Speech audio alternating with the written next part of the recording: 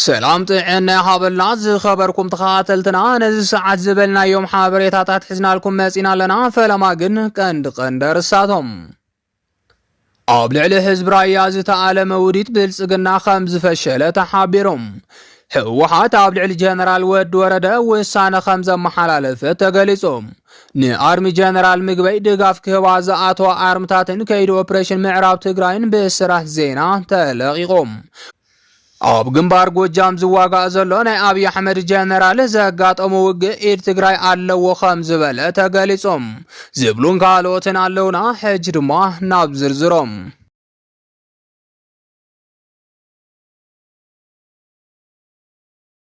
ኣብ ልዕሊ ህዝብ ራያ ዝተኣለመ ውዲት ብልጽግና ከም ዝፈሸለ ተሓቢሮም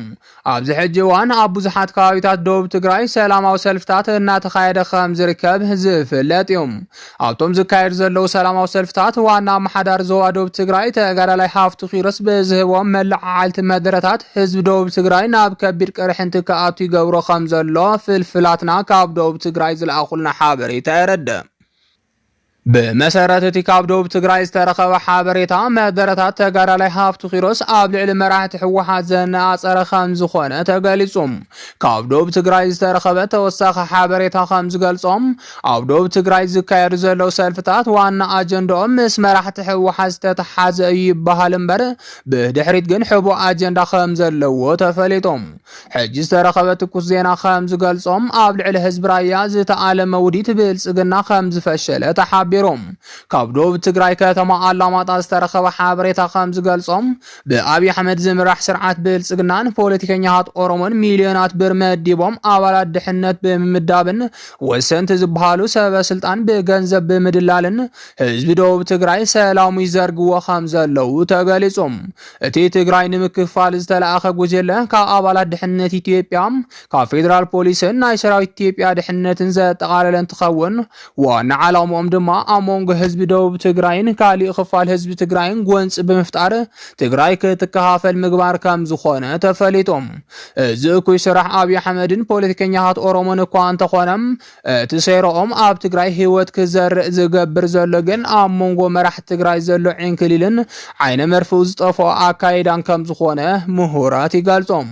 እዚ ከምዚ እናሃለወ ኣብ ደቡብ ትግራይ ተሓሲቡ ዝነበረ ሴራ ብልጽግና ግን ንግዚኡ ከም ዝፈሸለን እቶም ዋና መተሓበርቲ ዝኾኑ ተላእኽቲ ብልጽግና ግዝኣት ትግራይ ለኢቆም ንኽወፁ ናይ 24 ሰዓታት ናይ ግዜ ገደብ ከም ዝተዋሃቦምን ተፈሊጦም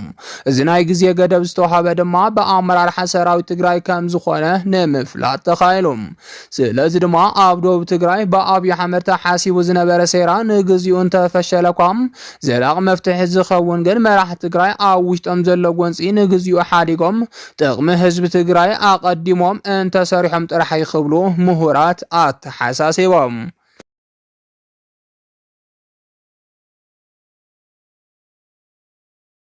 ህወሓት ኣብ ልዕሊ ጀነራል ወድ ወረደ ውሳነ ከም ዘመሓላለፈ ተሓቢሮም ጀነራል ወድ ወረደ ትልምታት ጌታቸው ረዳ ከይዕወቱ ብምግባር ጌታቸው ረዳ ካብ ህዝቢ ድጋፍ ክስእነን ኣብ መወዳእታውን ካብ ስልጣኑ ንኽእለን ዓብይ ግደ ከም ዝተፃወተ ሓደ ፍልፍላት ይሕብሮም ጌታቸው ረዳ ብትልሚ ዘይምርሐን ናይ ውሳነ ሽግር ዝነበረ ሰብ ምዃኑን ዝፍለጥ እኳ እንተኾነም መሳርሕቲ እውን ሓገዝቱ መሲሎም ብድሕሪት ዝፃወትዎ ዝነበሩ ካርታ ጌታቸው ረዳ ካብ ስልጣኑ ንኽባረር ናይ ባዕሎም ግደ ከም ዝተፃወቱ ዝረኸብናዮ ሓበሬታ የረድም ጌታቸው ረዳ ብትልሚ ዘይምራሕ ምዃኑን ኣብ ሙሳን ሽግር ዘለዎ ሰብ ምዃኑን ዝፍለጥ እንትኸውን እቲ ዋና ስሕተቱ ግን ስርዓት 4 ኪሎን ፖለቲከኛታት ኦሮሞን ከድሕኑን እዮም ኢሉ ብምእማን ናብ ኣዲስ ኣበባ ክመላለስ ንክልተ ዓመታት ዝኣክል ሓንቲ እትጭበጥ ስራሕ ዘይምስርሑ እዩ ክብሉ መሳርሕቱ ይገልጾም ሕጂ ዝተረኸበ ሓበሬታ ከም ዝሕብሮ ንጌታቸው ረዳ ተኪኡ ፕሬዝዳንት ትግራይ ዝኾነ ጀነራል ወድ ወረደ እውን ኣብ ሚድያ ወፂኻ ካብ ምዝራብ ዝዘለለ ስራሕ ስለ ዘጀመረም እታ ዝተዋሃበቶ ናይ ሓንቲ ዓመት ስልጣን እንተያቃፀላም ካብ ስልጣኑ ንኽእለ ኣብ ውሳነ ከም ዝተበፅሐ ተሓቢሮም ጀነራል ወድ ወረደ ካብ ጌታቸው ረዳ ልምዲ ብምውሳድ ናብ ክልል ኦሮሚያ ብምጓዓዝ ጋዊ ከም ዝተሸለመ እንዳተገለጸ ይርከብ ካብ ወተሃደራዊ ፍልፍላትና ዝተረኸበ ሓበሬታ ከም ዝሕብሮ ድማ ጀነራል ወዲ ወረደ ካብ ጅማ ናብ ርእሰ ከተማ ባህር ዳር ከም ዘምርሐ ተፈሊጦም ጀነራል ወዲ ወረደ ናብ ባህር ዳር ዝጓዓዝ ዘሎ ብዛዕባ ኣብ ትሕቲ ጽንፈኛ ሓይልታት ኣምሓራ ዝርከብ ምዕራብ ትግራይ ንምዝታይ ከም ዝኾነ ምፍላጥ ተኻኢሎም ይኹን እምበር ጀነራል ወዲ ወረደ ናብ ባህር ዳር ከይዱ ምስ ፕሬዝዳንት ክልል ኣምሓራ ብምዝታይ ዝርከብ ዝኾነ ይኹን ጥቕማ ጥቕሚ ከም ዘየለን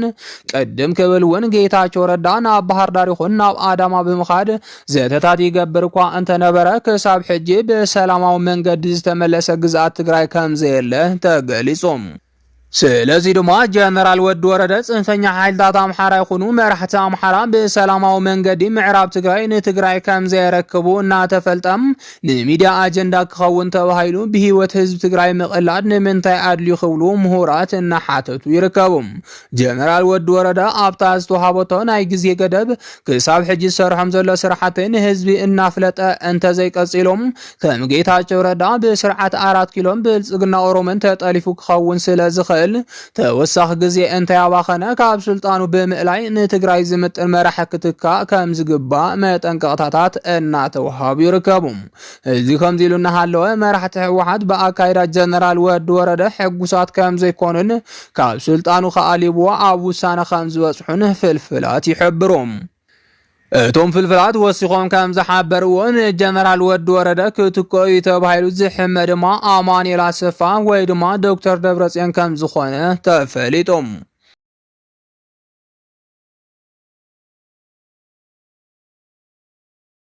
ንኣርሚ ጀነራል ምግበይ ድጋፍ ክህባ ዝኣተዋ ኣርምታትን ከይዲ ኦፕሬሽን ምዕራብ ትግራይን ብስራት ዜና ተለቂቖም ካብ ትግራይ ዝተረኸበ ሓበሬታ ከም ዝገልጾ ጽምዶ ትግራይን ኤርትራን ዓብዪ ኣጀንዳ ኮይኑ ከም ዝርከብ ተፈሊጦም ብውልቀ መላኺ ኢሳያስ አፈወርቂ ዝምራሕ ወራሪ ሰራዊት ሻዕብያ ዝተፈላለዩ ግዛኣታት ትግራይ ብሓይሊ ተቋፂሩ ከም ዝርከብ ዝፍለጥ እንትኸውን ካብተን ብሓይሊ ሒዝወን ዝርከቡ ወረዳታት ትግራይ ዝኾነት ወረዳ ኢሮብ ኣብ ልዕሊ ህዝባ ከቢድ ግፍዒ በፅሓ ከም ዘሎ እናተፀብፀበ ይርከብ ውልቀ መላኺ ኢሳያስ አፈወርቂ ምስ ህወሓት ብዝተፈጠረ ጽምዶ ካልኣይ ዙር ኣብ ኤርትራ ተኣሲሮም ዝነበሩ ተጋሩ ፈቲሐን ዓዶም ልኢኸዮም ኣለኹ እንተበለኳም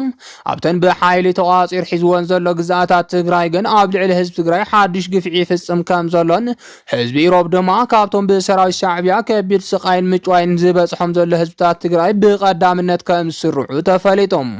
ስለዚ ድማ እዚ ጽምዶ ብዝብል ምሻዕብያ ዝተጀመረ ርክብ ጥዕና ዘይብሉን ሻዕብያ ሰራዊት ኢትዮጵያ ኣብ ልዕሊ ኤርትራ ወተሃደራዊ ስጉምቲ ከይወስድ ዝጥቀመሉ ዘሎ መታለል ሜላ ከም ዝኾነን ምሁራት ገሊጾም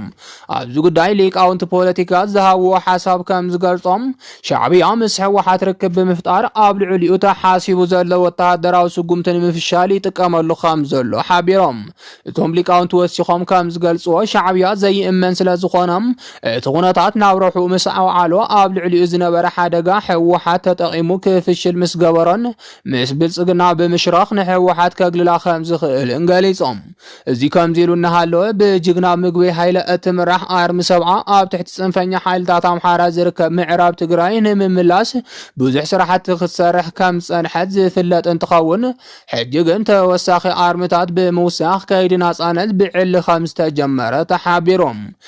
ካብ ፍልፍላትና ዝተረኸበ ሓበሬታ ከም ዝሕብሮ ብኣብዪ ኣሕመድ ስልጠና ወሲዶም ዝተዓጠቑን ኣብ ምዕራብ ትግራይ ዓሪዶም ዝርከቡን ጽንፈኛ ሓይልታት ኣምሓራ ንግዝያዊ ጥቕሚ ኢሎም እምበር ምስ ሰራዊት ትግራይ ናይ ምውጋእ ትልሚ ከም ዘይብሎም ንኣርሚ ሰብዓ ኣብ ዝሃብዎ መልሲ ግልፂ ከም ዝገበሩ ተፈሊጦም ቅድም ክብል ኣርሚ ሰብዓ ጽንፈኛ ሓይልታት ኣምሓራ ኢዶም ክህቡ ወይ ድማ ግዝኣት ትግራይ ለይቖም ንኽወፁ መጠንቀቕታ ከም ዝሃቦም ዝፍለጥ እዮም ነስዒቡ ድማ ብዙሓት ጽንፈኛ ሓይልታት ዕጥቆ ማረኪቦም ከም ዝተበተኑ እንዳተገለጸ ይርከብ ስለዚ ድማ ሰራዊት ትግራይ ናብ ምዕራብ ኣብ ዘምርሐሉ ግዜም ካብ ፌደራል መንግስቲ እምበር ካብ ጽንፈኛ ሓይልታት ዘጋጠሞ ተቃውሞ ከቢድ ከም ዘይኸውን ተፈሊጦም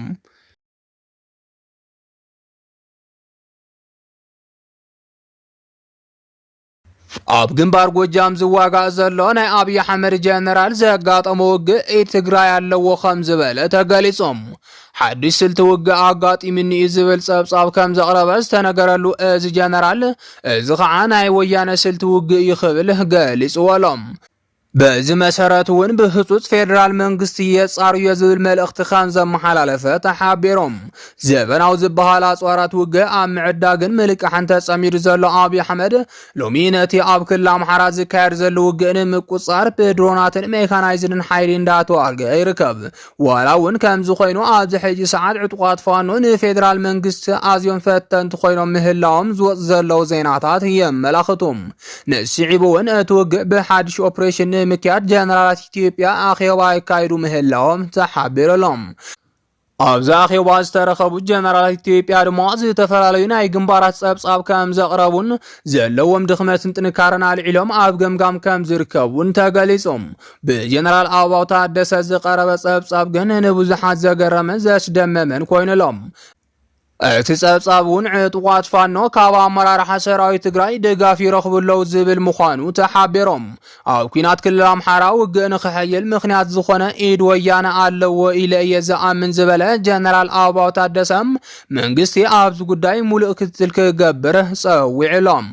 እቲ ጀነራል ዋላ እኳ ዘረጋገጸሉ መንገዲ ብግልጽ እንተዘይተዛረበም ኣብ መንጎ ጀነራላት ትግራይን ዕጡቃት ፋኖን ዘራኸብ ናይ ሳተላይት ስልኪ ከም ዘሎን እዚ ተጠቒሞም ውን ጀነራላት ትግራይ እትውግእ ከም ዝመርሕዎን ሓቢሮም ንስዒቡን ብርክት ዝበሉ ተጋሩ ነቲ ዘረባ ጀነራል ኣበባው ታደሰ እንዳተቃወምዎ ይርከቡ ምክንያቱ ድማ ስርዓት ብልጽግና ቅድሚ ሕጂ ተጋሩ ንምጥቃዕ ዝኽተሎ ዝነበረ ናይ ሓሶት ውንጀላ ኣብ ልዕሊ ተወለድቲ ትግራይን ኣመራርሓውን ሎሚ ውን ክደግሞ ምሕሳቡ ሓደጋ ዘምጽእ ምዃኑ ስለዝፍለጥ እዮም ብተወሳኺ ውን ሎሚ ኣብ ተልእኾ ጎጃም ዘሎ ኣመራርሓ ሰራዊት ኢትዮጵያ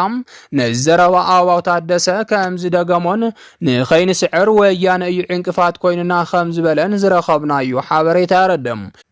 ኮነ ተባሂሎም በተደጋጋሚ በብልጽግና ዝወጽ ዘለው ናይ ሓሶት ዜናታት ድማ ንብዙሓት ተጋሩ ኣቆጢዑሎም ዝኸበርኩም ተኸታተልትና ነዚ ሰዓት ዝበልናዮም ሓበሬታታት ነዚኦም ይመስሉ ነይሮም ንምክትታልኩም ካብ ልቢ ነመስግን